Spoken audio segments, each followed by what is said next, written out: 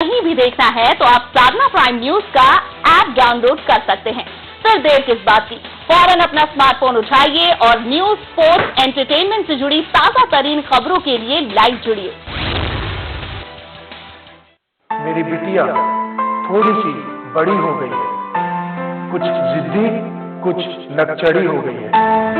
बेटी जिसकी मुस्कान आज खतरे में है, जिनके साथ ये अत्याचार होते हैं उन्हें पता ही नहीं लगता कि ये गलत हो रहा है। क्या हुआ आपके साथ?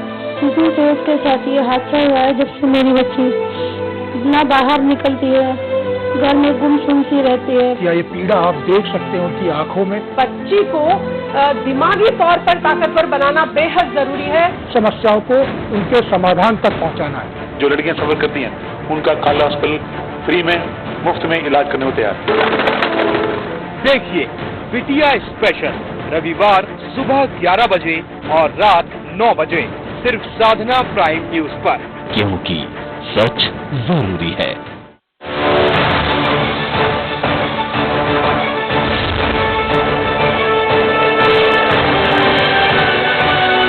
साधना प्राइम न्यूज अब आप देख सकते हैं टाटा स्काई के चैनल नंबर 484 और एयरटेल के चैनल नंबर 263 पर। सच्ची और सटीक खबरों के लिए देखते रहिए टाटा स्काई के चैनल नंबर 484 और एयरटेल के चैनल नंबर 263 पर। साधना प्राइम न्यूज, क्योंकि सच जरूरी है। अब आपका पसंदीदा न्यूज चैनल साधना प्राइम न्यूज आ गया है आपके स्मार्टफोन पर भी। नमस्कार, साधना प्राइम न्यूज देख रहे हैं आप। Android user Google play store में जाकर साधना प्राइम न्यूज लाइव टाइप करें, साधना प्राइम न्यूज के आइकॉन को सेलेक्ट करें और इंस्टॉल करें। ऐसा करने के बाद आप सभी खबर लाइव देख सकेंगे। आप साधना प्राइम न्यूज कभी भी कहीं देखना है तो आप साधना प्राइम न्यूज का ऐप डाउनलोड कर सकते हैं। फिर देर इस बात की, फौरन अपना स्मार्टफोन उठाइए और न्यूज, स्पोर्ट्स, एंटरटेनमेंट से जुड़ी ताजा तरीन खबरों के लिए लाइव जुड़िए।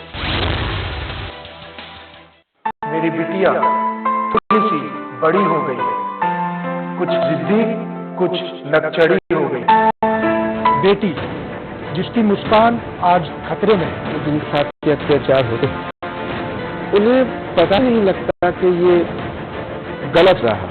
क्या हुआ आपके साथ? किसी दोस्त के साथ ये हादसा हुआ है। जब से मेरी बच्ची ना बाहर निकलती है, घर में गुमसुम सी रहती है। क्या ये पीड़ा आप देख सकते हैं उनकी आंखों में? बच्ची को दिमागी तौर पर ताकतवर बनाना बेहद जरूरी है। समस्याओं को उनके समाधान तक पहुंचाना है। जो लड़कियां सफर करती हैं उनका खाला हॉस्पिटल फ्री में मुफ्त में इलाज करने को तैयार। देखिए बिटिया स्पेशल रविवार सुबह 11 बजे और रात 9 बजे सिर्फ साधना प्राइम न्यूज पर, क्योंकि सच जरूरी है।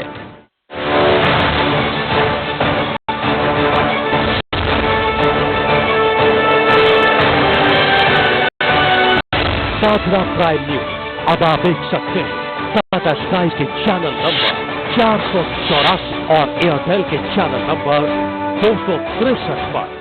सच्ची और सटीक खबरों के लिए देखते रहिए टाटा स्काई के चैनल नंबर 484 और एयरटेल के चैनल नंबर 263 पर। साधना प्राइम न्यूज, क्योंकि सच जरूरी है। अब आपका पसंदीदा न्यूज चैनल साधना प्राइम न्यूज आ गया है आपके स्मार्टफोन पर भी। नमस्कार, साधना प्राइम न्यूज देख रहे हैं आप। Android user Google play store में जाकर साधना प्राइम न्यूज लाइव टाइप करें, साधना प्राइम न्यूज के आइकॉन को सेलेक्ट करें और इंस्टॉल करें। ऐसा करने के बाद आप सभी खबर लाइव देख सकेंगे। आपको साधना प्राइम न्यूज कभी भी कहीं भी देखना है तो आप साधना प्राइम न्यूज का ऐप डाउनलोड कर सकते हैं। फिर देर किस बात की, फौरन अपना स्मार्टफोन उठाइए और न्यूज, स्पोर्ट्स, एंटरटेनमेंट से जुड़ी ताजा तरीन खबरों के लिए लाइव जुड़िए। मेरी बिटिया थोड़ी सी बड़ी हो गई है, कुछ जिद्दी, कुछ नकचड़ी हो गई है। बेटी जिसकी मुस्कान आज खतरे में है, जिनके साथ ये अत्याचार होते हैं उन्हें पता ही नहीं लगता कि ये गलत हो रहा है। क्या हुआ आपके साथ? किसी दोस्त के साथ ये हादसा हुआ है। जब से मेरी बच्ची ना बाहर निकल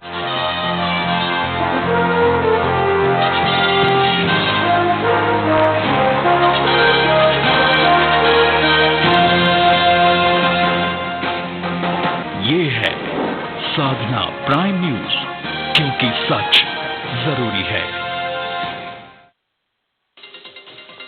जेएनयू में छात्र संघ कन्हैया कुमार पर हमला, विकास चौधरी नाम के शख्स पर हमले का आरोप। सुरक्षा कर्मियों ने आरोपी को हिरासत में लिया।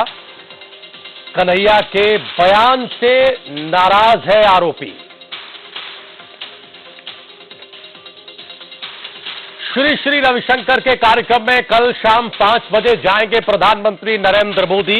पीएमओ ने जारी की प्रेस रिलीज। दिल्ली में शुक्रवार से 3 दिनों तक चलेगा world cultural festival. Shri Shri Ravishankar ने नहीं चुकाया 5 करोड़ का जुर्माना। एनजीटी ने अब दिया शुक्रवार तक का वक्त। एनजीटी ने गुरुवार को शाम 4 बजे तक की दी थी मोहलत। श्री श्री ने जुर्माना भरने से किया इनकार। कहा नहीं भरेंगे जुर्माना, चाहे जाना पड़े जेल। राज्यसभा और लोकसभा में उठा विजय माल्या का मुद्दा। कांग्रेस ने सरकार पर लगाया माल्या को भगाने का आरोप। सरकार का जवाब, यूपीए सरकार में मालामाल हुए थे विजय माल्या। उत्तर प्रदेश में पेट्रोल डीजल सस्ता हुआ। प्रदेश की सरकार ने वैट में कटौती की। राज्य में पेट्रोल अब 61 रुपए 47 पैसे और डीजल 48 रुपए 66 पैसे प्रति लीटर मिलेगा। सैफई में हुई उत्तर प्रदेश के कैबिनेट मंत्री शिवपाल सिंह यादव के बेटे की शादी। सपा मुखिया मुलायम सिंह यादव, अमर सिंह, लालू यादव समेत हजारों लोगों ने शादी में शामिल होकर वर वधू को आशीर्वाद दिया। और इसरो ने लॉन्च किया अपना 6वां नेविगेशन सैटेलाइट IRNSS-1F। अमेरिकी जीपीएस की तरह बेहतर नेविगेशन प्रणाली उपलब्ध कराना है मकसद। राष्ट्रपति ने इसरो को बधाई दी।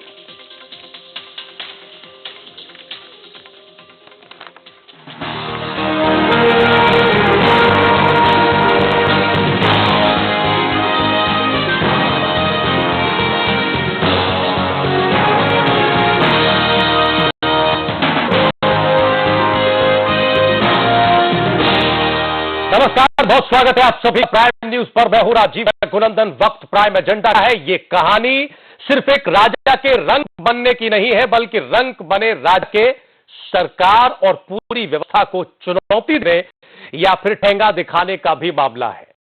दरअसल हम बिजनेसमैन टाइकून विजय माल्या की बात कर रहे हैं। हम उस शख्स के बारे में बताना चाहते हैं जिस पर 17 बैंकों का 9,000 करोड़ रुपया बकाया है। कई बैंकों ने माल्या को डिफॉल्टर भी घोषित कर दिया है। साफ शब्दों में कहे तो सरकार की आंखों में धूल झोंककर विजय माल्या देश से फरार हो गया। हालांकि इस पर सवाल उठा तो लाजमी ही था।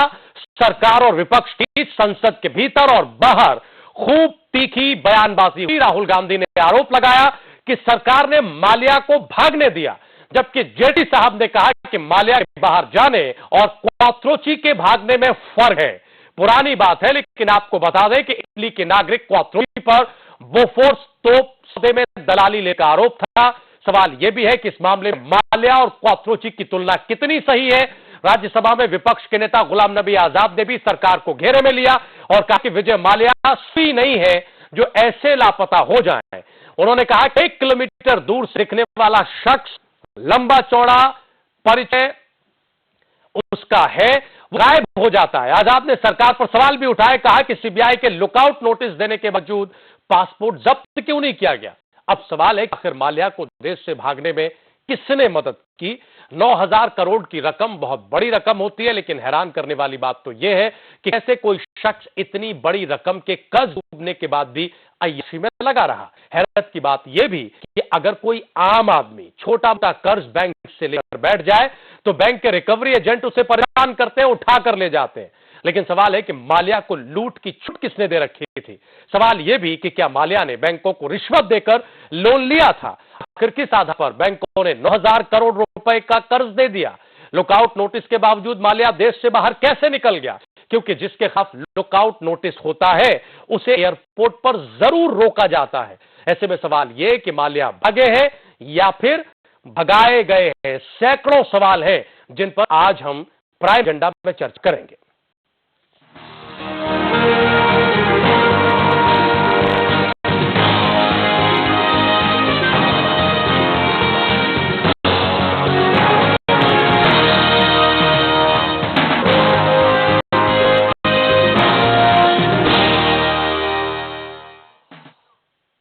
भगाया गया या भाग गए विजय माल्या? देश की एजेंसियां क्या करती रही, सरकार क्या करती रही? क्योंकि जिस तरह के तर्क और तथ्य अब रखे जा रहे हैं वो इस देश के आम आदमी को, कानूनी जानकारों को परत दर परत चौंका रहे हैं। एक बड़ा पैनल हमारे साथ मौजूद है, बहुत जल्दी से अपने पैनल से आपका परिचय करा दें। स्टूडियो में कई खास मेहमान हमारे साथ हैं। बहुत ही सम्मानित वरिष्ठ पत्रकार अरुण त्रिपाठी जी आज की हमारे इस डिबेट में। अरुण जी, बहुत स्वागत है आपका। हमारे साथ कांग्रेस पार्टी के नेता इस वक्त स्टूडियो में है अजय वर्मा जी। अजय जी, आपका भी बहुत बहुत स्वागत है। विधि विशेषज्ञ, कानूनी जानकार, पेशे से वकील हमारे साथ विकास गुप्ता जी है। विकास जी, आपका भी बहुत बहुत स्वागत। बहुत ही सम्मानित वरिष्ठ अर्थशास्त्री, इंसानी मामलों के जानकार और समय समय पर ऐसे विषयों पर अपनी आवाज उठाने वाले डॉक्टर आशीष सरकार हमारे साथ हैं। इसके अलावा हमारे साथ पूर्व सीबीआई डायरेक्टर जोगेंद्र सिंह जी जुड़े हुए हैं। प्रवीण शंकर कपूर साहब, प्रवक्ता, भारतीय जनता पार्टी दिल्ली प्रदेश के मीडिया प्रभारी हमारे साथ जुड़े हुए हैं। प्रवीण जी, अगर आपके पास आवाज आ रही है, अगर आप सुन पा रहे हैं, तो पहला सवाल यही है जो कांग्रेस पार्टी आरोप लगा रही है कि आप लोगों की सरकार ने विजय माल्या को भागने का पूरा मौका दिया।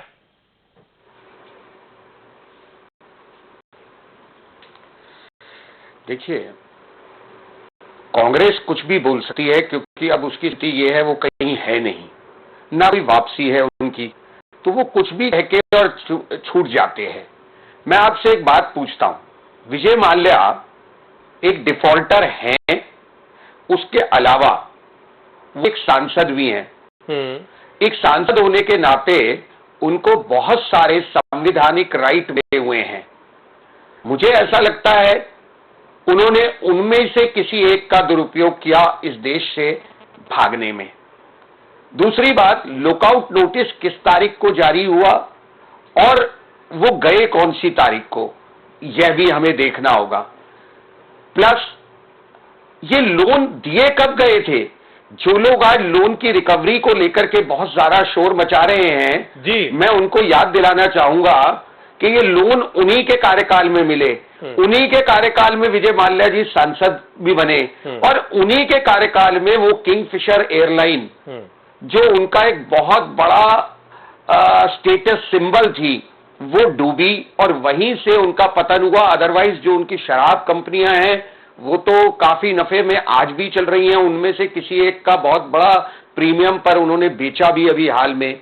तो इसलिए कांग्रेस क्या बोल रही है उस पर हमें ज्यादा ध्यान देने की आवश्यकता नहीं है। हाँ, ये जरूर है कि उनका जाना एक गंभीर मसला है। अच्छा, सरकार ने सर इसे कितनी गंभीरता से लिया है, अगर कुछ जानकारी आप दे सकते हो तो? कांग्रेस पार्टी के आरोप को तो प्रवीण जी आप खारिज कर रहे हैं, ठीक है, राजनीतिक बयानबाजी होती है, लेकिन ये जो गंभीर मसला है इसको सरकार कितनी संजीदगी और गंभीरता से ले रही है, इस विषय पर अगर कुछ रोशनी डाल सकते हो सर तो प्लीज बताएं दर्शकों को। देखिए, मैं सरकार का प्रवक्ता नहीं हूं, मैं भारतीय जनता पार्टी का कार्यकर्ता या प्रवक्ता बन सकता हूं, और उस नाते मैं एक बात कहना चाहूंगा, विजय माल्या एक अपवाद नहीं है। सूत्रों की जानकारी है कि इसी संसद में लगभग 100 ऐसे सांसद हैं जिनके ऊपर आर्थिक बकाये हैं। मैं आपके आगे 2 सांसदों के नाम रखता हूं, इसी संसद में हैं। बीजू जनता दल के जय पांडे हैं, तेलुगु देशम पार्टी के RS राव हैं। जय पांडे के ऊपर तो लगभग 16,000 करोड़ रुपए का कर्ज है, और RS राव जो TDP के हैं आंध्र प्रदेश से, उन पर 434 करोड़ रुपया है। इसी तरह कांग्रेस के बिल्कुल हाल ही तक रहे 2 आंध्र प्रदेश के सांसद हैं, एल राजा गोपाल, उन पर 34,000 करोड़ रुपए का कर्जा है। सर, ये कोट करने से सरकार और रेड्डी है डेक्कन क्रॉनिकल के मालिक, उन पर 4,000 करोड़ रुपए का कर्जा है। ठीक है सर, कांग्रेस की बात पर ध्यान देने की जरूरत नहीं है, आप ये तर्क दे रहे हैं अगर इस बात के साथ। ठीक है सर, पैनिक है। ठीक है सर, इस बात के साथ आप ये तर्क दे रहे हैं कि लोन किस रिजीम में दिए गए, किन सरकारों में दिए गए, ये पूछना चाहिए। अब मुश्किल ये है इस वक्त इस देश में कि सरकार पर अगर कोई आरोप लगता है और कांग्रेस पार्टी उसे लगाती है तो सरकार कहती है कि साहब इनकी मत सुनो, और पुरानी किसी चीज का उदाहरण देती है, जैसे क्वात्रोची का उदाहरण आज सदन में दिया गया। हम सबसे पहले हम जानना चाहते हैं, चूंकि जोगेंद्र जी के पास, क्योंकि एक तर्क ये रखा गया साहब कि इमिग्रेशन डिपार्टमेंट ने सीबीआई को सूचना दी थी, लेकिन सीबीआई ने इस पर कोई कार्रवाई नहीं की, नहीं रोका, न रोकने के लिए कहा गया। क्यों सीबीआई ने ऐसा किया, कहा, इस पर हम जाएंगे, लेकिन सबसे पहले हम डॉक्टर आशीष सरकार को इस डिबेट में लाना चाहते हैं। सर, ये कितनी गंभीर बात है। बजट के दिन हम चर्चा कर रहे थे, किसानों के लिए बहुत सारी घोषणाएं हुई थी, हमने छोटी सी चर्चा जो है वो एनपीए पर भी की थी आशीष जी, लेकिन हम ये देख रहे हैं कि महीना भी नहीं हुआ कि विजय माल्या के तौर पर ये उदाहरण हमारे सामने। देखिए, भारत के बैंकों में जो पैसा जमा होता है वो इस देश के नागरिक का पैसा है, आम आदमी का पैसा है, और उसको जब वहां का किसी भी बैंक का या वित्तीय संस्था का प्रबंधन जी उसको किसी व्यापार में या किसी व्यापारी को ऋण के रूप में देता है, तो उसकी जो सुरक्षा की पूरी व्यवस्था करने की आवश्यकता होती है जी।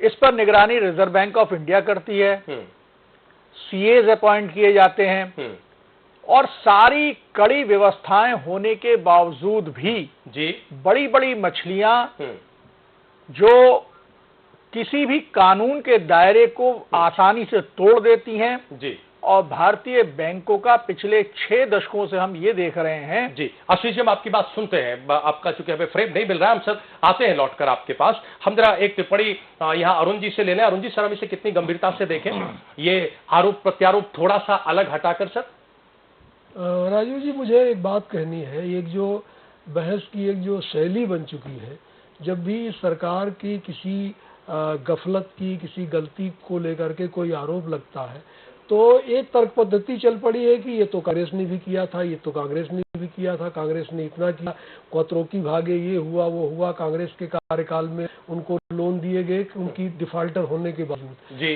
तो क्या मैं ये जानना चाहता हूँ भारतीय जनता पार्टी के प्रवक्ता या इस सरकार के लोगों से कि आप तब तक किसी कार्रवाई का इंतजार करेंगे जब तक कांग्रेस जितने अपराध है आपके इस कार्यकाल में ना हो जाए। ये जो तर्क पद्धति है, इस तर्क पद्धति से आपको जनता ने इसलिए चुना है कि आप एक अच्छा प्रशासन दीजिए और आप पारदर्शिता दीजिए और उसके तहत जो है इस देश का शासन चलाइए। जो भी इकोनॉमिक फाइनेंशियल मेस हुआ कांग्रेस के कार्यकाल में, इसी जनता ने आपको मौका दिया। फिर हम जो देख रहे हैं मुझे जो है वो जॉर्ज ऑरवेल की जो बड़ी मशहूर पुस्तक है एनिमल फार्म, उसकी लाइन याद आती है कि all are equal but you are more equal than others.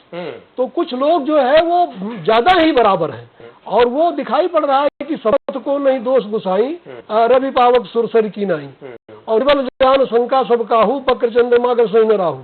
किसान जो है 1000-2000 रुपए और 1 लाख रुपए के कर्ज में पीट के धर दिया जाता है जी, और जो है माल्या साहब 9000 करोड़ रुपए का कर्ज लेकर के जनता दल सेकुलर और भारतीय जनता पार्टी के सहयोग से चुन करके राज्यसभा में आते हैं, और कपूर साहब कह रहे हैं कि वो राज्यसभा का सांसद होने के नाते उनको कुछ कहीं विशेषाधिकार प्राप्त हुआ और उन विशेषाधिकारों का इस्तेमाल उन्होंने किया भागने में जी। तो ये अभी जो है वो सरकार जी ने कहा कि ये जनता का पैसा है और आपकी जवाबदेही बनी। एक बात मैं जरूर और ऐड करना चाहूंगा, लंबी लिस्ट है, अभी आप और भी बहस में आएंगे तो हम उतरेंगे। एनपी की लंबी लिस्ट है और उसमें 1-2 नहीं जो है वो मतलब 1 दर्जन से ज्यादा लोग ऐसे हैं जो कि जिनके पास जिनके ऊपर 50,000 करोड़ रुपए से ज्यादा का बकाया है, अपने एसेट्स बेच रहे हैं, सारी चीजें कर रहे हैं। तो ये बात तय होनी चाहिए। ये दिक्कतें जो है इस उदारीकरण की प्रक्रिया के साथ भी हैं कि अगर हमारी सरकार ज्यादा कड़ाई करती है पूंजीपतियों पर तो ये कहा जाएगा कि वो विकास के रास्ते में रोड़े डाल रही है और लाइसेंस परमिट ला रही है, और अगर नहीं करेगी तो ये जो है एनपीए की जो दुर्दशा है वो सामने आ रही है। तो ये दुविधा की स्थिति सरकार की भी हो सकती है, मैं समझ सकता हूँ, लेकिन ये उदारीकरण की प्रक्रिया के नाते दुविधा की स्थिति बनी है।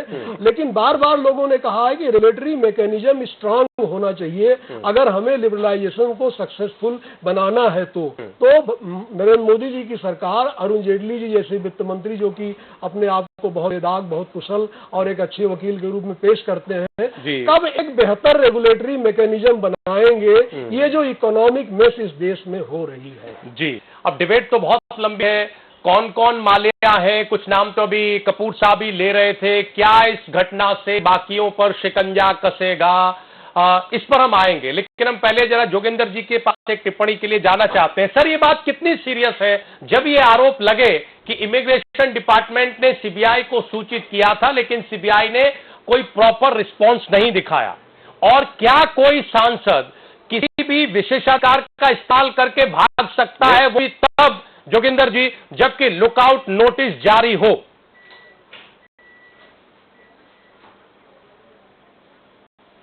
देखिए साहब, ऐसा है, ये तो एक दूसरे ब्लेम डालने की बात है। पहले तो मैंने किसी पेपर में देखा, इमिग्रेशन ने इन्फॉर्म किया था, तो उनको लुकआउट नोटिस है, ऐसे आदमी को डिटेन किया जाए, और उनको क्या चाहिए, डिटेन कर दे। अब हवाई जहाज तो है नहीं, वो सीजो कॉम्प्लेक्स उड़ेंगे और पहुंच जाएंगे, एक आधा घंटा 1.5 घंटा लग जाएगा, डिटेन कर लेते, क्या फर्क पड़ता था। अगर ये सभी लोग डरते हैं एमपी के नाम से, इनकी ऐसी की तैसी एक चोरी, एक सीनाजोरी जो है, ये चीजें थोड़ा चलेंगी। दूसरे ये बैंक हैं, बड़े आदमी को कर्जा देते हैं, छोटे आदमी को 100 रुपया भी ले उसके पीछे पड़ जाएंगे। मैं आपको एक अपनी एग्जाम्पल बताता हूँ जी। मैं डिस्ट्रिक्ट सुपरिटेंडेंट पुलिस था, बीदर डिस्ट्रिक्ट एसपी था, तो मुझे एक कार गवर्नमेंट से अलॉट की, उन दिनों सिर्फ 3 गाड़ियां होती थी, एम्बेसडर, फिएट और स्टैंडर्ड हेरल्ड, 14,200 की, 11,000 का लोन मिला मुझे, 3,210 रुपए कम पड़ रहे थे। तो मैं स्टेट बैंक के पास गया, मैंने कहा मुझे ये 3,210 का कर्जा दे दीजिए। वो कहते हैं आप दे नहीं सकते कि आपकी सैलरी बड़ी कम है, आप कैसे पे करेंगे।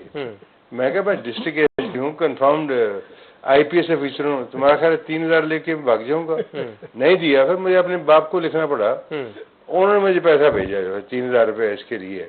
तो ये मलैया को तो दूसरों को 34,000 50,000 करोड़ भी देने को तैयार हैं। आप कोई गरीब आदमी जाए तो उसकी एंट्री भी नहीं करते वो तो बैंकों। मैंने तो गांव में जाके देखा, आपने जाता हूँ जी। तो ये चीजें जो हैं दिल्ली में सिर्फ खत्म नहीं होती, नीचे जाके इसकी एक जड़ है भ्रष्टाचार।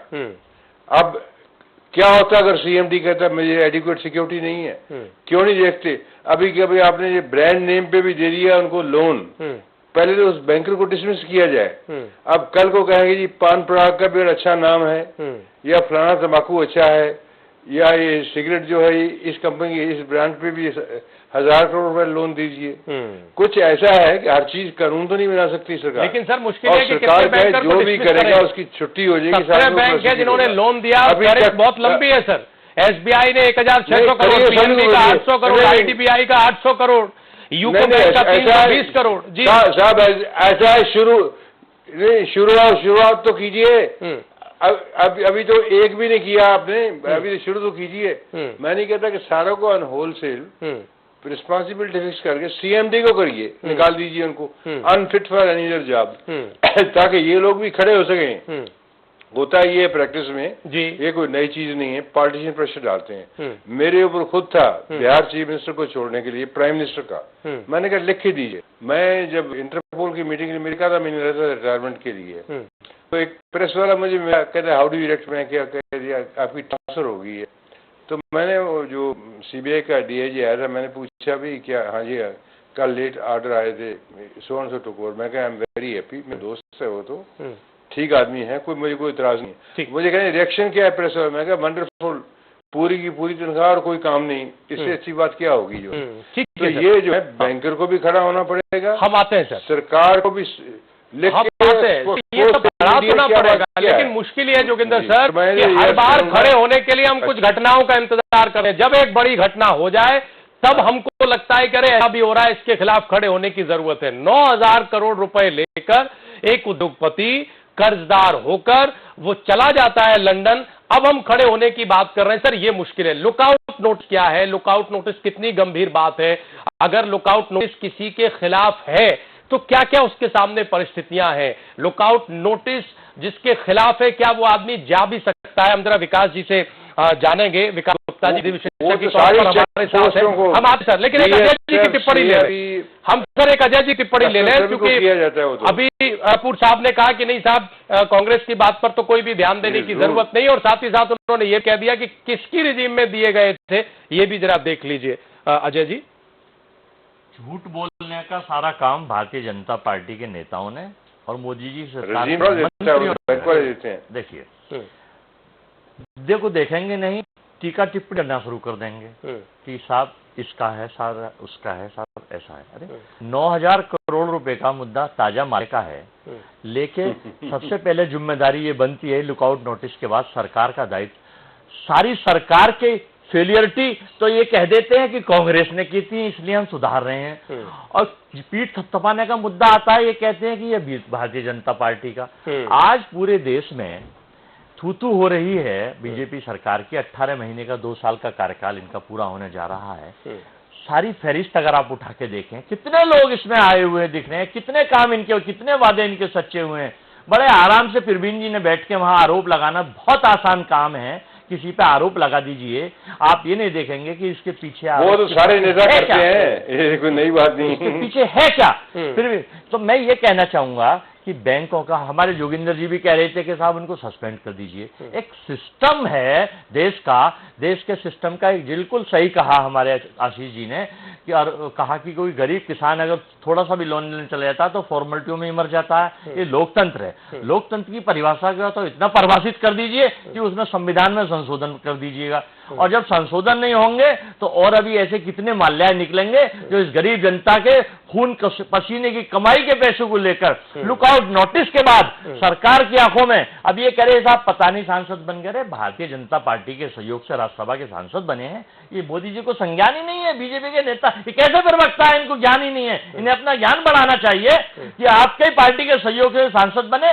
और पूर्ण रूप से इनको भगाने में भारतीय जनता पार्टी की सरकार इनके नेताओं का। आशीष जी हमारे साथ जुड़ गए, जरा आशीष जी की बात हम सुन लें, उस वक्त बात पूरी नहीं हो पाई थी। आशीष जी प्लीज अपनी बात से पूरी करें। तो जो मैं कहना चाह रहा था कि पहली बात तो ये है कि इतना लोन और उस पर इंटरेस्ट और अंडर वैल्यूड जो उसकी गारंटी थी, ये सारी व्यवस्था जो इतने वर्षों से चल रही थी, तो सारी की सारी बैंकें, वित्त मंत्रालय, रिजर्व बैंक और जितनी भी हमारी आर्थिक गतिविधियों को नियंत्रित करने वाली एजेंसियां थी जी, आखिरकार वो क्या कर रही थी?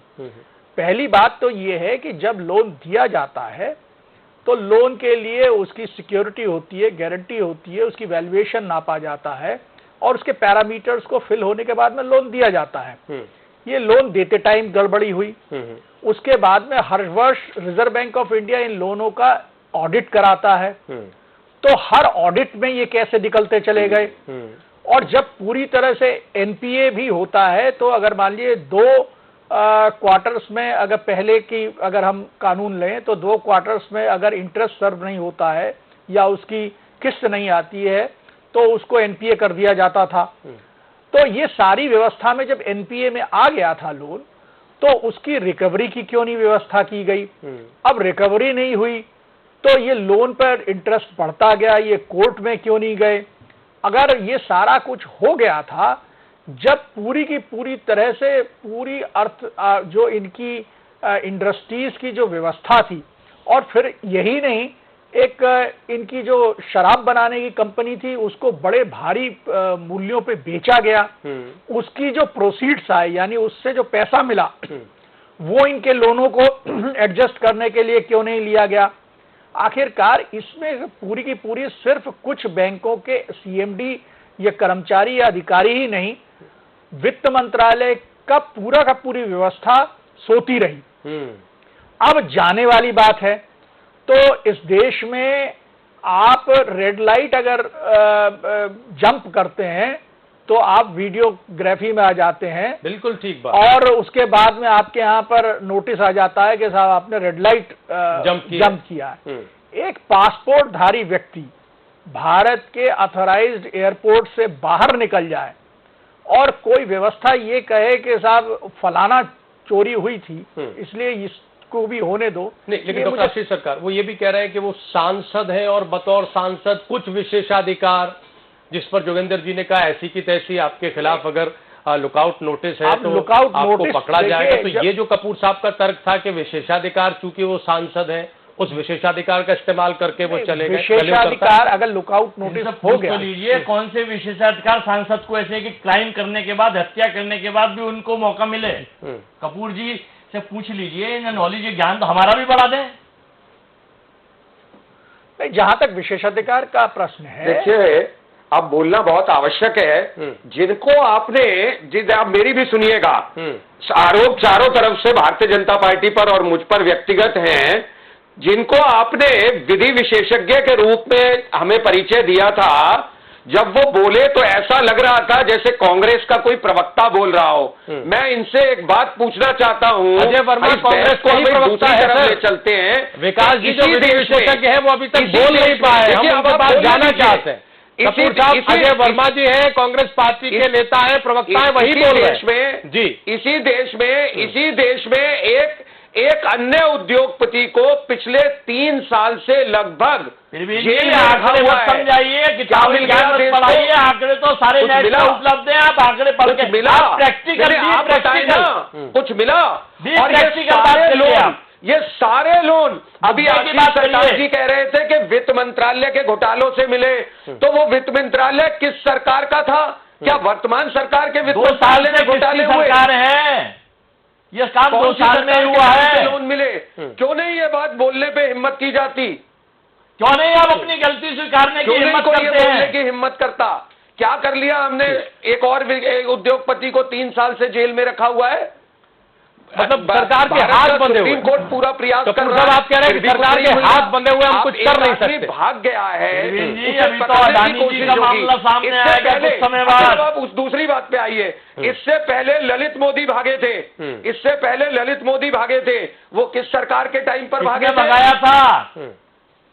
ठीक है, वो आरोप प्रत्यारोप की बड़ी लंबी, आज की बड़ी लंबी। हम जरा अब बहुत आसान है। ठीक है, हम जरा विकास के लिए बैठे बैठे बोलना बहुत आसान है। सर, लेकिन अब सवाल है कि दोनों तरफ ये तर्क है, नहीं मानने को तैयार। जब ये सरकार में बैठे थे तब आप आरोप लगाते थे, अब आप सरकार में बैठे और ये आरोप लगा रहे हैं। सुषमा स्वराज मिनिस्टर है, उस सरकार पर दोष लगाने की कोशिश कर रहे हैं। इस चैनल पर बताया गया था। ठीक है, इस देश में भ्रष्टाचारियों की सरकार देखी, यूपीए और यूपीए 2। ठीक, और आज एक सरकार है जिस पर 2.25 साल में एक आरोप नहीं है, और आप उस सरकार को चुनौती दे रहे हैं। अभी तो आरोप मंत्रियों पर जेल उठाने की कोशिश कर रहे हैं।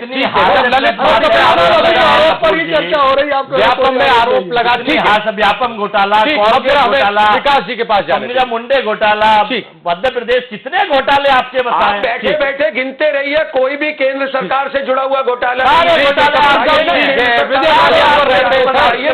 विजय माल्या पर रहते हैं। बस ठीक है, रुकते हैं, जरा विकास जी के पास जाते हैं, फिर हम ब्रेक पर जाएंगे, क्योंकि दरअसल अब 2 तरह की डिबेट हो रही है।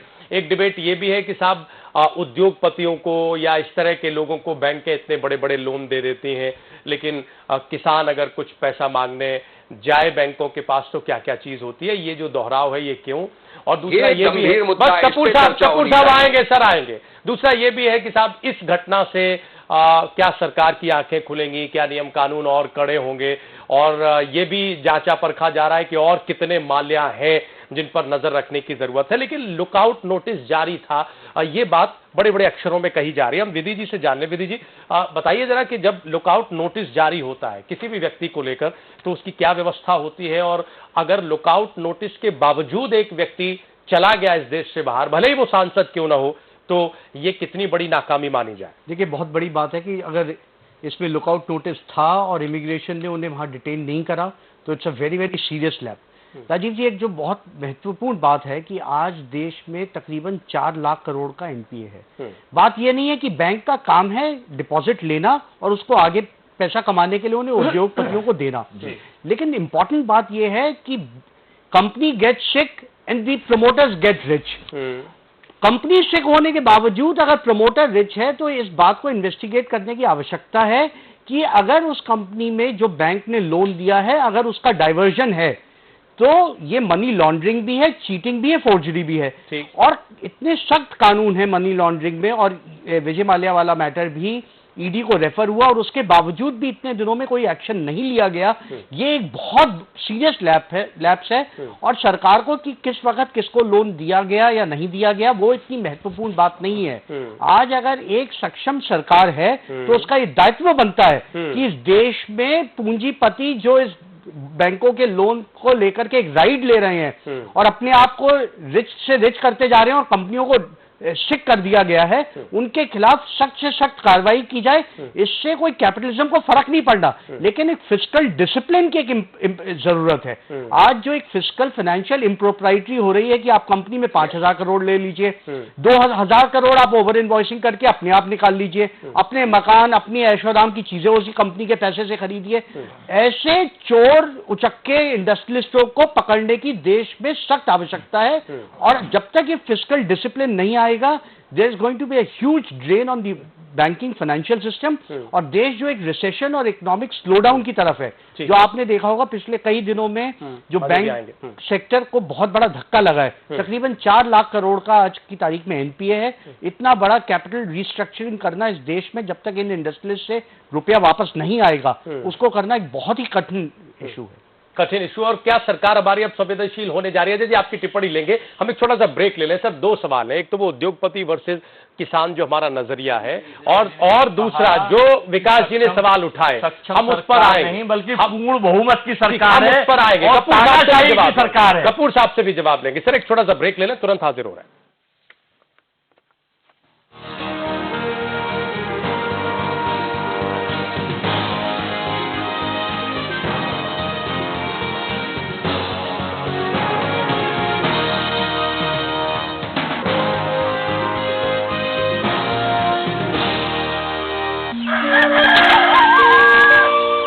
सूरज निकलने से पहले हम निकल जाते हैं काम पे। क्यों? किस लिए? अपने बच्चों के लिए, और बच्चों की माँ के लिए भी।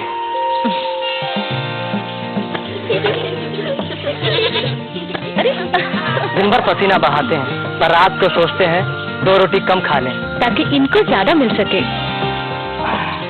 हर दिन कमर तोड़ मेहनत करते हैं, ताकि जो हमको न मिला वो इनको मिले। बात सिर्फ मेहनत की नहीं, बच्चों के लिए हमारा सबसे बड़ा तोहफा था सबसे आसान। बस बच्चों के बीच रखा 3 साल का अंतर। प्रसव के बाद माँ के शरीर को वक्त चाहिए। माँ और बच्चे के स्वास्थ्य का राज है 2 बच्चों के बीच कम से कम 3 साल का अंतर। खुशी का मंजर रखना याद, दूसरा बच्चा 3 साल बाद। हमने इस्तेमाल किया कंडोम। गर्भ निरोधक गोलियाँ, IUCD। अधिक जानकारी के लिए नजदीकी स्वास्थ्य केंद्र से संपर्क करें। मेरी बिटिया थोड़ी सी बड़ी हो गई है, कुछ जिद्दी, कुछ नकचड़ी हो गई है। बेटी जिसकी मुस्कान आज खतरे में है, जिनके साथ ये अत्याचार होते हैं, उन्हें पता ही नहीं लगता कि ये गलत हो रहा है। क्या हुआ आपके साथ? किसी दोस्त के साथ ये हादसा हुआ है। जब से मेरी बच्ची ना बाहर निकलती है, घर में गुमसुम सी रहती है। या ये पीड़ा आप देख सकते हैं उनकी आंखों में। बच्ची को दिमागी तौर पर ताकतवर बनाना बेहद जरूरी है। समस्याओं को उनके समाधान तक पहुंचाना है। जो लड़कियां सफर करती हैं, उनका खाला हॉस्पिटल फ्री में, मुफ्त में इलाज करने को तैयार। देखिए बिटिया स्पेशल, रविवार सुबह 11 बजे और रात 9 बजे, सिर्फ साधना प्राइम न्यूज पर। क्योंकि सच जरूरी है। गैंगस्टर आशिकी, दबंग माशूका ने बुना जाल, अदाओं में फंसाया सिपाही। देखिए गुनहगार, रात 10:30 बजे।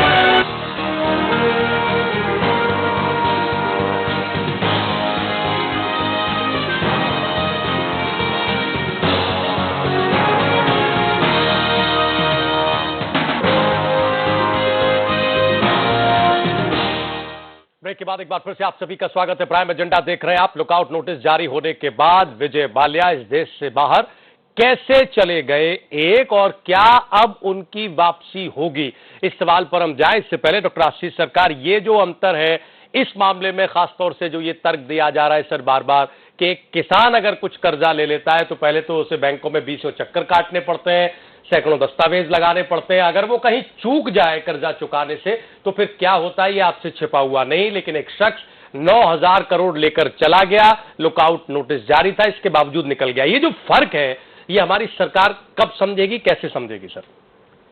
ये बात यह है कि जो हमारे कानून हैं, और विशेषकर अभी जो पिछले 2 सालों में मनी लॉन्ड्रिंग के जो कानून बने हैं, वो बहुत सख्त बने हैं। मैं इस बात को स्वीकार करता हूं कि पिछले कुछ महीनों में मनी लॉन्ड्रिंग का काम बिल्कुल बंद हुआ है, लेकिन इससे पहले के जो लोन्स हैं और जो इन्वेस्टमेंट है वो बहुत ज्यादा सॉलिड इन्वेस्टमेंट और लोन्स नहीं है। अब अगर कोई वित्तीय संस्था इनको मजबूत करने की सोचती भी है तो पता चलेगा कि वो सारी की सारी जो लोन्स है वो खराब हो जाएंगे, एनपी हो जाएंगे। इसलिए अब उसको हाथ डालने की हिम्मत अभी किसी भी वित्तीय संस्था में नहीं है। आर्थिक परिदृश्य बहुत ही इस समय निराशाजनक है। जो ग्लोबल बिजनेस है वो हमारे पास आ नहीं रहा है। फंडिंग की बहुत ज्यादा शॉर्टेज है मार्केट के अंदर। कुल मिलाकर इस समय किसी भी तरह का मॉनेटरी टाइटनिंग करने की स्थिति में न तो भारत सरकार है, न वित्त मंत्रालय, न रिजर्व बैंक है। इसलिए जो आप फर्क बता रहे हैं कि छोटे को ज्यादा दबाया जाता है, बड़े को की साख होती है। मैं छोटी सी बात आपसे कहता हूं कि अगर आप अच्छे खाते पीते घर के व्यक्ति हैं तो आप अपने ग्रोसरी शॉप से महीने का जो चाल दाल आटा है वो मंगवाते हैं और महीने भर बाद दे देते हैं। लेकिन अगर आप एक आपका जो यहाँ पर जो काम करने वाला व्यक्ति है वो पान की दुकान पे जाता है, तो वो कहता है कि पहले पान के पैसे 2 रुपए रखो, उसके बाद में पान दूंगा। तो सीधी सी बात है, जो प्रभावशाली लोग हैं उनकी साख होती है। जैसे मैंने कहा कि अभी ये जो ब्रांड नेम है, अब उन्होंने देखा फिक्स्ड एसेट इनके पास में नहीं है, इनको वैल्यूएशन देने के लिए कोई गिरवी रखने के लिए कोई फिक्स्ड एसेट नहीं है, जमीन नहीं है, जायदाद नहीं है, तो उन्होंने कहा कि साहब जो ब्रांड नेम है उसकी गुडविल पर लोन दे दिया, क्योंकि वो लोन देना ही था। और एक दुर्भाग्य की स्थिति ये है कि भारत के अंदर उद्योग जगत के अंदर पैसा देने की भी बड़ी मुश्किल है। यानी बैंकें अपने जो जमा पूंजी है उसको कहाँ एडवांस करें, उसकी एक बहुत बड़ी समस्या है आपके पास में। क्योंकि आप जानते हैं कि जो हमारे उद्योग धंधे हैं उसमें बहुत सारी गड़बड़ियां हैं जी। यानी अगर साफ साफ कहूं तो जो सफेद और काले में जो उद्योग चल रहे हैं उसमें गड़बड़ी होने के कारण हमारी वित्तीय संस्था भी मजबूरी में कमजोर लोगों को लोन बार बार कर देती है। कई बार आप कई बैंकें मिलकर कंसोर्टियम एडवांस कर देते हैं। अब इस कंसोर्टियम एडवांस में क्या होता है कि मान लीजिए जैसे किंगफिशर एयरलाइंस है, अब जब तक हवाई जहाज हवा में है तब तक उसकी कीमत है, और जिस दिन वो हवाई जहाज जमीन पे आ गया वो 1/4 दाम पे भी नहीं बिकता है। तो जिस समय वो नया खरीदा गया था उसकी वैल्यूएशन मान लीजिए 1000 करोड़ का एक हवाई जहाज था, मान ली उदाहरण के तौर पे कह रहा हूं जी। लेकिन अचानक किंगफिशर जैसे ही बैठा तो वो 100 करोड़ में भी कोई खरीदने को कंपनी तैयार नहीं होगी, क्योंकि भारत में जो काम आने वाले विमान है वो विदेशों में कबाड़ है, कबाड़ की तरह से है।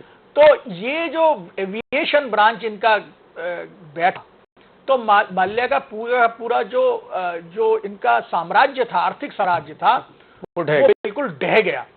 और उसके ऊपर हुआ ये कि जितनी भी इनकी ब्रेवरी कंपनियां थी, शराब बनाने की कंपनियां थी, उनका अटैचमेंट ऑर्डर अगर कर लेती सारी बैंकें मिलकर, पहले अगर ये स्टेप ले लेती और उसको अटैच करा के उसकी ब्रेवरीज की प्रोसीडिंग्स है उससे वो अपनी कंपनी में एडजस्ट कर लेती तो हो सकता था। लेकिन समस्या ये होगी कि जो इसमें जो बोर्ड ऑफ डायरेक्टर्स होंगे वो डिफरेंट होंगे। हवाई जहाज की कंपनी में बोर्ड ऑफ डायरेक्टर कुछ और होंगे जी, और ये मतलब कॉमन डायरेक्टर होंगे। इस तरह की कई सारी टेक्निकल खामियां होंगी जिसके कारण एक कंपनी का पैसा दूसरी कंपनी में नहीं जा पाया होगा। ये टेक्निकल खामियां हैं, उसका लाभ उद्योगपति माल्या ने लिया है, और यही टेक्निकल खामियों को लाभ उठाते हुए वो देश से भी बाहर गए हैं। ऐसा नहीं है कि लुकआउट नोटिस के बाद में हमारी एजेंसी तैयार नहीं रही होंगी जी, लेकिन सारी तैयारी सब धरी की धरी रह गई। सारे फ्लॉज हैं कि जैसे एयरपोर्ट में आप देखेंगे एक लिस्ट रहती है कि ये वीवीआईपी हैं, ये वीवीआई चैनल में जाएंगे, उनकी कोई फ्रिस्किंग नहीं कर सकता, उनके पासपोर्ट को कोई चेक नहीं कर सकता। तो इन सब का लाभ उठा के वो निकल गए होंगे। अब वो कैसे निकले होंगे ये तो बाद में जांच। ठीक है अरुण जी, अभी कपूर साहब अपनी टिप्पणी में एक बात कह रहे थे कि इतना आसान नहीं है और एक उद्योगपति को तो हमने 3 साल से जेल में रखा हुआ है, हमने क्या कर लिया। और जो बात आशीष सरकार कह रहे हैं, क्या वाकई यही मुश्किल है जो हम ऐसे लोगों पर हाथ नहीं डाल पाते हैं, या सरकार या सरकारें उतना कड़ा शिकंजा नहीं कस पाती हैं? क्या यही बड़ी मुश्किल है सर? मुश्किल राजीव जी, मैंने जो आपने शुरू में मुझसे बातचीत की थी, तो उसमें मैंने लास्ट लाइन में यही बात कही थी कि देखिए, ये राजनीतिक आरोप प्रत्यारोप तो अपनी जगह है, लेकिन जिसकी तरफ आशीष सरकार जी भी कह रहे हैं, जो चीजें हैं, एक तो बार बार डेट रीस्ट्रक्चरिंग करवाती हैं ये कंपनियां जो डेट लिए हुए हैं उसको जो है कर्ज का पूरा ढांचा और सारी चीजों को बदलवाती हैं। वो क्यों बदला जाता है, कैसे बदला जाता है, उसकी अपनी चीजें हैं। पिछले यूपीए सरकार के कार्यकाल में भी आरोप लगे कि क्रोनी कैपिटलिज्म है या आना पूंजीवाद है, और जो कि तमाम तरह की गड़बड़ियां कर रहा है, जिसकी वजह से जिस तरह से जो है वो आर्थिक तरक्की होनी चाहिए वो नहीं हो रही है। कुछ कड़ाई की बात हुई पिछली सरकार में, चाहे वोडाफोन पे टैक्स की बात रही हो, चाहे जो है वो मॉरिशस का जो रूट है उस पर कुछ कड़ाई की बात रही हो, और चाहे जो है वो रेट्रोस्पेक्टिव टैक्स की बात रही हो। तो उन सारी चीजों पर एक बड़ी दिलचस्प चीज आई कि मॉरिशस का जो है वित्त मंत्री आकर के और भारत सरकार को धमका करके ला गया था। तो एक बहुत अजीब स्थिति है।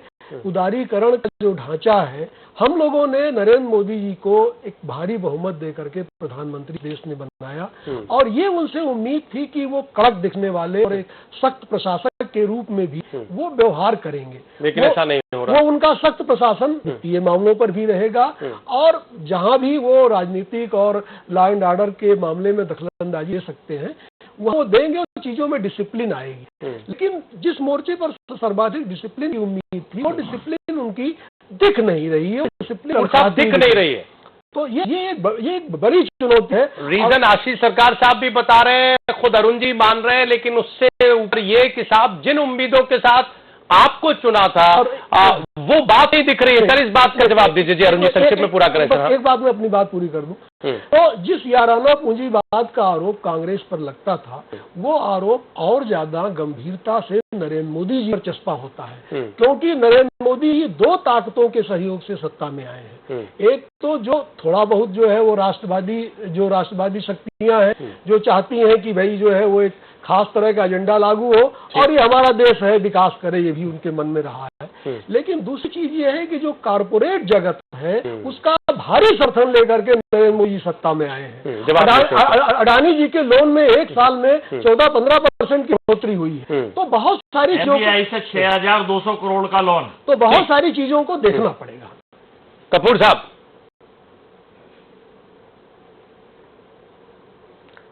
कि निश्चित तौर पे इस देश को मोदी सरकार से बहुत उम्मीदें हैं, और मोदी सरकार अपना काम ईमानदारी से कर भी रही है।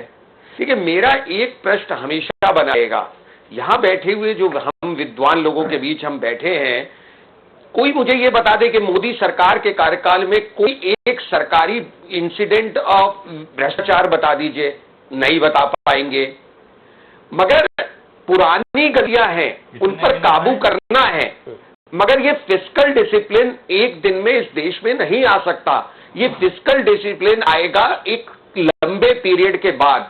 आप एक मौका देना होगा, और कहीं ना कहीं आपको एक बात स्वीकार करनी पड़ेगी कि भारतीय जनता पार्टी भी बहुत लंबे समय तक विपक्ष में रही है, मगर हम हमेशा देश के मामलों में एक कंस्ट्रक्टिव ऑपोजिशन की तरह काम करते थे। आज का विपक्ष अपने राज्यसभा के अंकगणित का लाभ उठा के सरकार को कोई काम नहीं करने दे रहा। सरकार जहां डिसिप्लिन लाना चाहती है, चाहे वो लॉ एंड ऑर्डर फ्रंट पे हो, वहां ये कह देते हैं जी आप राज्य की अभिव्यक्ति और दुनिया भर की पता नहीं क्या बातें ले आते हैं।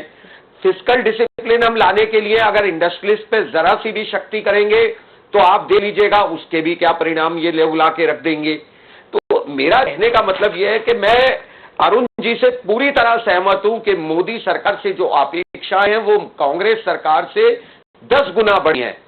हमें वो पूरी भी करनी होंगी, मगर हमें थोड़ा सा समय और दीजिए। मुझे लगता है 1 साल और दीजिए, 1 साल बाद अगर हम किसी चर्चा में बैठेंगे तो आपको मोदी सरकार से जो उम्मीदें हैं वो काफी पूरी होंगी। जी एक चीज जी करते होंगे। आप एक बात मुझे भी बता दीजिए, पूरा देश उबल रहा है। जिस वक्त कांग्रेस सरकार ने एक्साइज ड्यूटी लगाई थी, यही नरेंद्र मोदी जी, यही यशवंत सिन्हा जी, इन्होंने इसे काले कानून की संज्ञा देकर पूरे देश की चिट्ठियां लिखी और पूरे देश में 21 और 22 दिन देश के ज्वेलर्स और छोड़कर छोटे मोटे काम करने वाले हड़ताल कर रहे, और आज ये उसको अच्छा कानून बताकर और उसको थोपकर संसद में उसे लाए जा रहे हैं। ये कौन सी दो नीतियां हैं आपकी कि कांग्रेस अगर कहे तो वो काला कानून है, आप कर रहे हैं वो सफेद कानून है। क्या परवीन जी आपकी कौन सी नीयत है? आज भी देश का पूरा ज्वेलर्स और सोनकार हड़ताल पर निश्चितकालीन और देश रामलीला मैदान आपका काला कानून कितना गंदा कानून है। विदुर जी आपकी बात पूरी हो गई हो तो मैं बोल लूं? हमारी देखिए आप केवल विदुर जी आपकी बात पूरी हो गई हो तो मैं बोल लूं? केवल आप एक बार पास होता है, उस वक्त क्या पास हुआ महत्वपूर्ण वो होता है। तो फिर भी ईपीएफ का मसला सरकार के सामने आया, सरकार ने उचित समझा, वापस ले लिया। एक्साइज का मसला है, हमें अनेक मुख्यमंत्री भी सरकार से बात कर रहे हैं। हम भारतीय जनता पार्टी दिल्ली से भी ज्वेलर्स के लोग ले हैं, हम भी केंद्र सरकार के संज्ञान में ला रहे हैं, और जो उचित निर्णय होगा वो होगा। जिस वक्त बजट पास होगा महत्वपूर्ण तब होगा। ठीक है सर, लेकिन आज का विषय कि विजय माल्या इस देश से बाहर चले गए, तब जबकि लुकआउट नोटिस जारी था जिस पर हम चर्चा कर रहे हैं। विकास जी मेरे को बड़ा अफसोस है, अपनी डिबेट में प्रत्यक्ष कांग्रेस प्रवक्ता बैठाया कीजिए। सर ये प्रत्यक्ष कांग्रेस पार्टी के प्रवक्ता लग रहा है कि इस वक्त आप सुन नहीं पा रहे हैं। आकर अजय वर्मा बैठते हैं, कपूर साहब अजय वर्मा कांग्रेस पार्टी के ही नेता है, आप कुछ कंफ्यूज हो रहे हैं। अजय वर्मा कांग्रेस पार्टी के ही नेता है।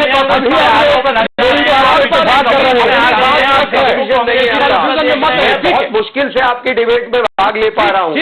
हताशा में इतने आरोप मत लगाइए कि सब लोग आपको कांग्रेस के प्रवक्ता नजर आ रहे हैं। विकास जी, राजीव जी, आज जो इम्पोर्टेंट एक बात है, जो विजय माल्या का केस आया, या ये कितना लंबा चौड़ा एनपीए देश के सामने खड़ा हुआ है, जो पूरी अर्थव्यवस्था को झंझोड़ने की स्थिति पे कगार पे लेके आ गया है, इसमें आवश्यकता ये है कि सरकार पूरी नियत से उन एनपीओ को इन्वेस्टिगेट करे, और जहां पे फाइनेंशियल इनडिसिप्लिन इम्प्रोप्राइटरी हुई है, जहां पे डाइवर्जन ऑफ फंड्स हुआ है, वहां पे क्रिमिनल केसेस एफआईआर लॉन्च करके उनको प्रोसिक्यूट करे।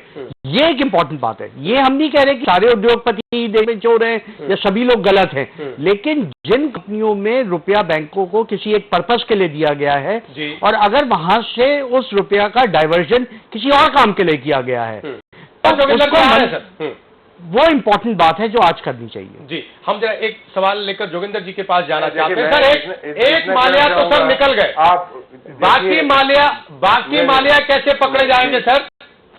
जोगिंदर सर जी, नहीं, सैकड़ों मालिया है, ये इस देश में एक नहीं है, सैकड़ों लोग हैं। देखिए इनका जो राज्य है कि हम जो कानून बनाते हैं इतने राइट दे देते हैं। अब ये कह देना जी कि इनका जो पैसा लिया है, आपको याद होगा दिल्ली में 5 रुपए के लिए एक लड़के ने को छुरा मार के मार दिया था, और ये बैंकों में कुछ किसी के कान पे जूं भी नहीं रेंगती कि उन्होंने किया। इसका एक ही तरीका है, अकाउंटेबिलिटी, और ये पार्टीशन को जो है, मेरे ख्याल में वो तो कोई रोक नहीं सकेगा इन लोगों को इंटरफेयर करने के लिए, पर इनको फुल प्रोटेक्शन देनी चाहिए कि आप नहीं देंगे तो नहीं देंगे। और दूसरी बात यह है, किसी का हक तो नहीं बैंक से लोन लेने के लिए। अब इसको कंपैरिजन कर दीजिए कितने गरीब आदमी को मिला है। इनका सिर्फ एक इलाज है, अगर आप कोई करेगा नहीं, वैसे मैं बता दूं इसको कि ऐसे आदमी सब प्रॉपर्टी जब्त करके ला बनाइए। इसका जो है कोई कोर्ट कूट जो है जाने की जरूरत नहीं है। एक अपील दे दीजिए उनको, और उनके हाथ से एक अंडरवियर दे दो, एक बनियान दे दो, एक छोटा कटोरी दे दो, आप बैठ के भीख मांगिए, फिर देखिए कैसे सब मिलेगी अपने वापस नहीं करते। माफ कीजिए, मैंने पंजाबी स्टाइल में मैंने कहा है कि जब तक ये नहीं करेंगे, उसको जो अटर पॉवर्टी में रिड्यूस नहीं करेंगे, फिर जाएंगे 1 कोर्ट 2 कोर्ट। अब कानून का आप क्या करेंगे? आपके पास 3 करोड़ 32 लाख केसेज है, 56,000 सुप्रीम कोर्ट में हैं, 40 लाख हाई कोर्ट में हैं, बाकी के लोअर कोर्ट में हैं। मैंने खुद देखा है सीबीआई केसेस को 20-25 साल तक लग जाते हैं खत्म होने के लिए। कुछ दिन मजबूर जाएंगे, बात खत्म हो जाएगी, वो परसू भी नहीं करेगा इन चीजों के लिए। जोगिंदर जी, तो आपका देश अगर एक बार लोकतांत्रिक व्यवस्था का देश है, डिक्टेटरशिप का देश नहीं है। जी ठीक है, हल्के फुल्के अंदाज में वो अपनी बात रख रहे हैं। हम अरुण नहीं ऐसा है, ये लोकतंत्र का बहाना करके ये देश को लूटने की इजाजत नहीं होनी चाहिए किसी के लिए। मैं ये मानता नहीं हूँ, लोकतंत्र है, हम सपोर्ट करते हैं, पर ये देश को लूटने की किसी को आजादी नहीं होनी चाहिए। बिल्कुल ठीक बात है। ये क्या है, पैसे ले लिए आप बोल रहे हैं, ये बाकी जो रिपोर्ट्स हैं सब नहीं क्या मतलब कोर्ट में डेट रिकवरी ट्रिब्यूनल के जाओ, इसके बाद एक अपील पे जाएगा, दूसरी पे जाएगा, ये नहीं चलेगा। देखिए आप गवर्नेंस कीजिए, मैं आपसे कहना चाहता हूँ सरकार को नहीं ऐसा है कि ब्लैक मनी बड़ा आदमी है, अपने वादों को पूरा कर उनके खिलाफ कड़ी से 10 साल आपको मौका के लिए 10 साल आपको मौका था, आप लेकर नहीं आए। आते हैं जोगिंदर सर, आते हैं सर आपके पास, दोबारा आते हैं। मैं कड़ी कार्रवाई बता दी है ना, ठीक है, कन्फिस्केट कर लो सारी प्रॉपर्टी इनकी। डॉक्टर आशीष सर कैसे निपटे, एक अपील का दे दो इनको। ठीक है सर, ठीक, आपकी बात मान लेते, एक अपील का हक दे दो, उसके बाद कुछ नहीं है। ठीक है, देखे सभी मालिया आज जोड़ के पैसा दे देंगे बैंकों के, ये नहीं कि पैसा इनके पास नहीं है। ठीक है, इसके पास पैसा है जाने के लिए लंदन बात सुन लेते हैं सर, घर लेने के लिए लंदन में, घर दुबई में लेने के लिए तो इस सरकार बैंकों को पैसा देने का नहीं होगा इनके पास। ठीक है जोगिंदर जी, ठीक है, गरीबों को जितना मर्जी लूट लीजिए, कोई बात नहीं। देखिए, अगर आप उद्योग जगत में आप पूरी तरह से ध्यान से देखें तो ये जो हमारे भारत का उद्योग जगत है उसमें एक एक उद्योग घराने के लोग मिलकर कई कई कंपनीज बना लेते हैं। कुछ काम करने वाली कंपनीज होती है, कुछ फेक कंपनीज होती हैं। अब एक कंपनी ने लोन लिया, उसने फंड डाइवर्जन करके दूसरी कंपनी को दिया, दूसरी कंपनी ने कुछ काम किया और वो काम चला नहीं चला, उसने कहीं और फंड डाइवर्जन किया। यानी ये जो पूरा उद्योग जगत में जो लोन का सिस्टम है उसमें इतना बड़ा घालमेल है कि उसको अगर आप ठीक करने की कोशिश करेंगे तो पता चला कि जैसे अगर किसी बिजली वाले से कहा जाए और तुम इस सर्किट को ठीक करो और उसमें बिल्कुल तार उलझे हुए हैं तो और गलत तार कहीं मिल गया तो पूरे घर का ही फ्यूज उड़ जाए। तो अर्थव्यवस्था विजय माल्या वाले केस सर ये दोनों ही बातें हुई हैं। ये नहीं केवल विजय माल्या का केस नहीं है, मैं तो पूरे उद्योग जगत की बात कर रहा हूं। का फायदा विजय माल्या ने उठाया जी, और वो जो तार जुड़े जो आप बात कह रहे हैं उससे पूरे देश का फ्यूज उड़ा हुआ है सर। हाँ, तो अगर ये पूरे उद्योग जगत को एकदम से आप ठीक नहीं कर सकते हैं, क्योंकि यहाँ पर जो है पूरा का पूरा कहते नहीं पूरा का पूरा आवाज जो ईंट के भट्टा होता है वो पूरे के पूरे सारे ईंट के भट्टे में ही गड़बड़ी है। तो इसको चरणबद्ध तरीके से सरकार को ठीक करना पड़ेगा। अगर मैं पिछले 24 महीने में इस सरकार की जो बहुत बड़ी उपलब्धि है भारतीय जनता पार्टी की, वो उपलब्धि है कि इसने ब्लैक मनी को बहुत तेजी से टाइट किया है। ब्लैक मनी लॉन्ड्रिंग बिल्कुल भारत में रुकी है और उसका परिणाम ये हुआ है कि आप देखेंगे रियल एस्टेट और इंफ्रास्ट्रक्चर में कैपिटल शॉर्टेज हो गई है, क्योंकि सच्चाई आपको भी पता है और मुझे भी पता है। तो बात यह है कि कहीं पर आप ठीक करने जब जाते हैं आर्थिक जगत में तो उसकी जो इम्प्लीकेशंस होते हैं वो बड़े भयानक होते हैं।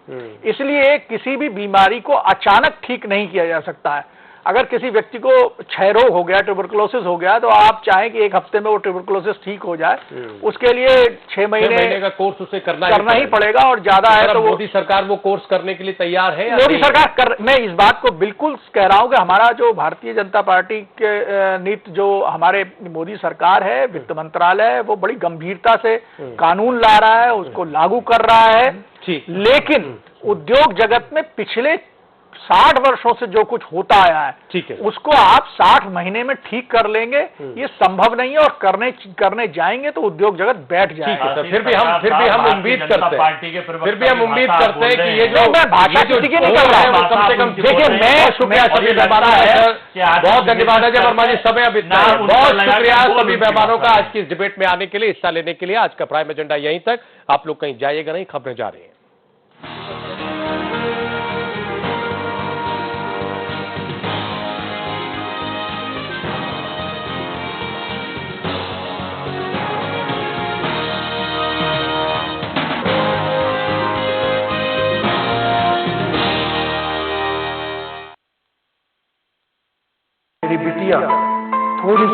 बड़ी हो गई है, कुछ जिद्दी, कुछ नकचड़ी हो गई है।